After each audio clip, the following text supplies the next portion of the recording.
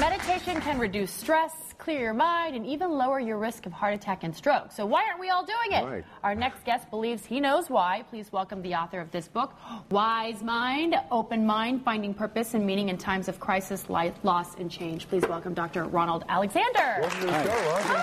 Good to see you. Nice to see you. Pleasure to So be here. you have several myths out there that you believe are preventing people from meditating. Like one, you say, this is one I always say, I'm too restless and busy to be quiet and meditate. Yep, the number one myth is that there's not enough time. And in reality, though, if you take 5 to 10 minutes once or twice a day, you create more time, because in the science of meditation, in psychology, what we've studied, we've learned that if you practice meditation, you sleep less. Oh, you require less sleep. Yes. For your body to recover. So is that all it takes, 5 or 10 minutes a day? 5 or 10 minutes. Preference is 20 minutes twice a day. Okay. But, for example, mothers that are really busy and active, 5 minutes in the morning before they prepare their children for school and have to cook them breakfast or get them dressed, 5 minutes, that's all it takes. Okay. Wow. Some people don't want to meditate because they're worried about more thoughts going through their heads, and then it's going to be like upsetting. Yeah.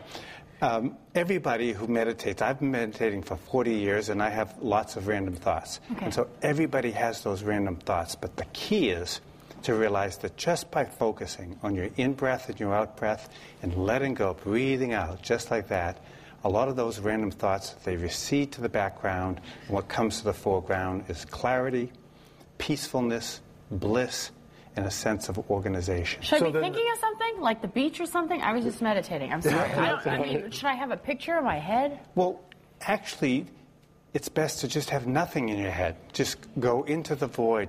Welcome the emptiness. Welcome the time to just rest and get free. Do I need know a lot timer? of people probably start with nothing in their heads, Yeah. but they really get a benefit from it. Right. A timer is great. Yeah. Okay, you have something called a timer is great. So if I set a timer for 5 minutes, then I would be, if I had to do it for 5 minutes, I'd be worried. Is it 5 minutes yet? Is it 5 minutes yet? So I should set a timer. Set a timer. Okay. It could be your iPhone. That's what I use. Okay. Or a cooking timer. Okay, and got then leave the driving to them. Let me ask you this. How soon can a person begin to see benefits from meditating? Within days. Really? When I was in college and I was struggling with anxiety, I went and had the opportunity to have an evaluation, and the young psychologist said to me, I just got back from India in Asia. Would you like medication or would you like meditation? And I was probably one of the first and only students that was ever offered free drugs in the 60s Right, exactly. to say no.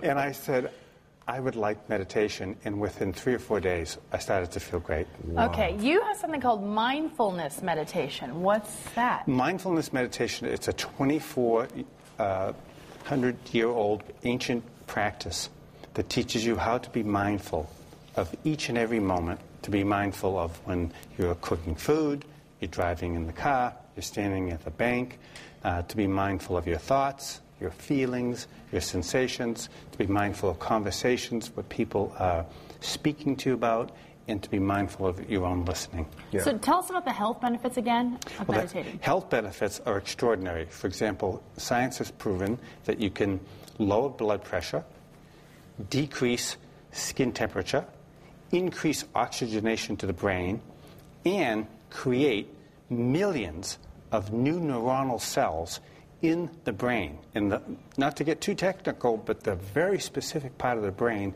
is called the mid-insula, and that you can turn on millions and millions of new brain cells.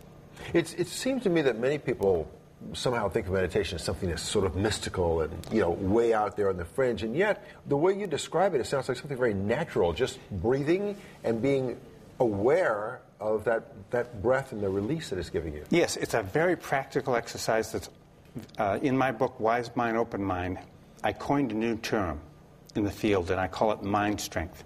And it's the capacity to develop concentration, awareness, and lucidity in the mind. And it's very similar to like going to a gym and working out. Right, we got to practice this every day. Working out the mind. Right, becomes a routine. Yes. Dr. Ronald Alexander, thank you so much. Oh, thank you. Wise It was Mind, really Open a Mind. pleasure. Thanks for your time. Thank you so much.